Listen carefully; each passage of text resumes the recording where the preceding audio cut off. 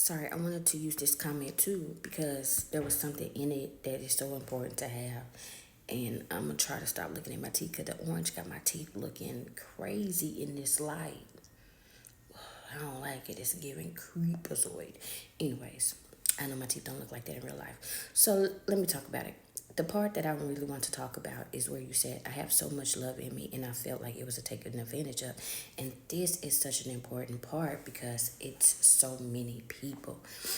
But I want to talk from a woman's perspective real quick. When you are a woman and you radiate a lot of love, there's going to be a lot of things that come for you because nothing in this world doesn't desire love. Everything desires love. Even the darkest souls desire light. They want to consume it. They want to have it, right? When you think about, and I'm gonna give you an example, and I know this is gonna seem so far off, and some people aren't gonna understand it, but I think it's important for me to talk about. So, when Christ was crucified, right? and and a lot of people they do like the consuming of the blood and the body. I remember having a conversation one time, and I was like, yeah, they ate Jesus. That's crazy, right? And someone was like, well, if you think about it, if Jesus was the most holiest person and that was the source and the connection to God, you would consume the body because if you're lacking that connection and you're lacking that source, you would do anything to be close to it. Which, if you look at life, people will do anything. And I do mean anything. And so you have to keep that in mind when you are a source of love, when you are a source of light. Even the darkness is going to be attracted to you because they want what you have. And sometimes people think that they can take it from you. And that's why you see so many people hurt, especially children.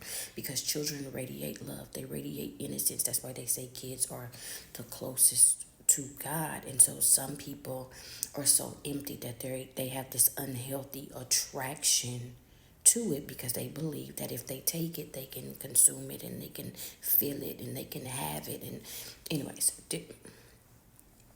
a deeper conversation.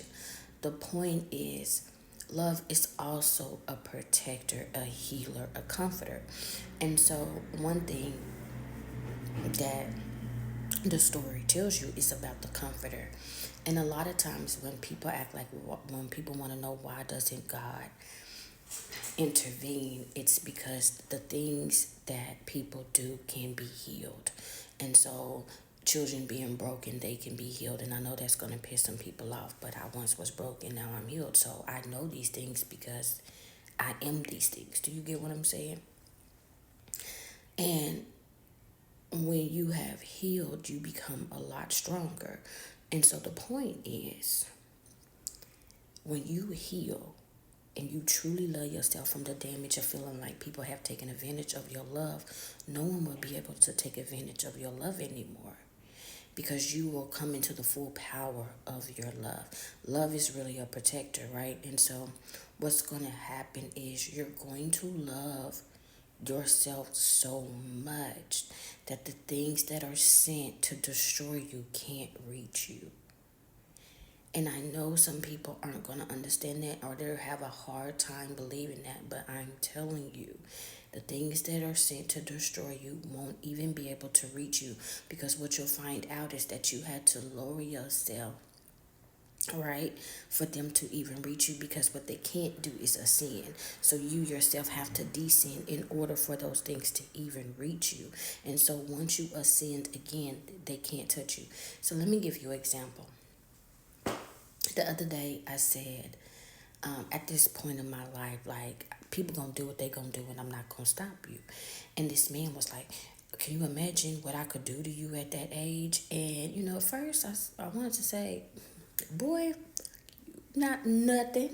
If you really want to play that game, really you gonna be crying, cause what I can do is make a man cry, okay, from the bottom of his soul." But then I had to be reminded that I'm not that person no more. So I was just like, you're going to have to find you somebody to play with. But the point is, there are going to be men who seek to break your soul. because they cannot reach you if they do not. And a lot of them will not admit it. Though a lot of the reasons why they seek to destroy and break the spirits of women is because if they don't, they could never reach them. And so what you're gonna see is when love is truly restored in you, that they will never be able to break you, because you're gonna understand love on a level that most people do not. So let me tell you this. So while that man will seek to play games in manipulation, right? You could play and pretend you love me and all these things, and you could love bomb me and you could do all these things, and it would be fake love for you because it's not coming from a real place. I will give you real love, right? I will give you real love, and then I will walk away because I love myself enough not to allow somebody to play with me. I'll give people chances to change their mind. But if they don't change their mind, I walk away because I love myself enough to do so. So when you walk away with all your real love and you leave them with their fake love, they tend to think that you're going to be the one crying. Oh, why would he do that? I don't care why you would do it, because you're always going to live with the shoulda, coulda, wouldas. Because what you'll find yourself is always trying to find me in someone else, and you'll never find me in someone else because I am me and they are them. And I'm going to be just fine. And that's what you have to understand. Never be afraid to give real love because it is who you are. You cannot allow people to change who you are.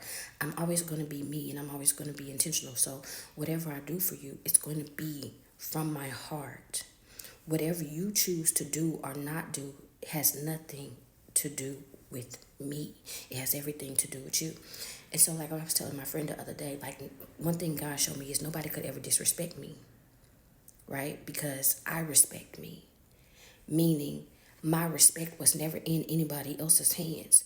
So, if you are disrespectful, that is you. That has nothing to do with me. You show how low your character is. Your character cannot penetrate my character. I'm always going to be me. And so when you start to understand the power of your own character and who you are, no one can take advantage of you. And even in parenthood, you'll find sometimes your kids will like to play little games. You know, they'll try to finesse you. And one thing I tell my kids is, baby, you ain't never got to finesse me. Because if I'm going to do it, I was going to always do it. You'll never got to trick me into doing anything. Because if I was going to do it, I was going to always do it. And if I wasn't going to do it, I wasn't going to do it, no matter what you say or don't say. Because I love you enough to do it. So I'm going to do it anyways. And that's something people don't truly understand because they like to play a lot of games. I'm not the person to play games with because I'm going to do me regardless. Now, are you going to live with regrets or how you do me, baby? That's your business. That ain't got nothing to do with me because, baby, once I turn the other cheek, that's all there is to it. Anyways, I know this is a long video, but I want a lot of women to understand their power. Never be afraid to love because no one could ever play you. They could only play themselves.